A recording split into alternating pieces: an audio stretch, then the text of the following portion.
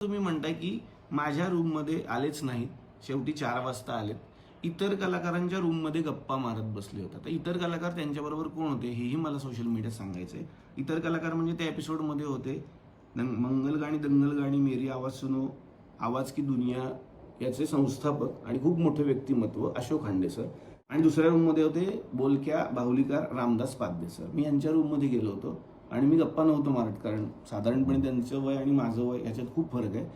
पण रामदास पाध्ये सर आजच्या या कार्यक्रमात काय काय सादरीकरण करणार आहेत हे मला ते सांगत होते. त्यांनी परदेशातून काही नवीन बाहुले आणलेले आहेत, त्याविषयी ते मला माहिती देत होते, जी की घेणं मला गरजेचं आहे. कारण आपला संवाद आदल्या दिवशी झालाय, तुम्ही काय काय सादर करणार आहात. रामदास पाध्ये सर त्याच दिवशी आल्या कारणानं आणि त्यांच्याशी आदल्या दिवशी माझा संवाद झालेला नाहीये. ते मला सांगत होते की दिग्दर्शक म्हणून हे तुला पटतंय का बघ, की आणखी त्यात काय ॲड ऑन करूयात.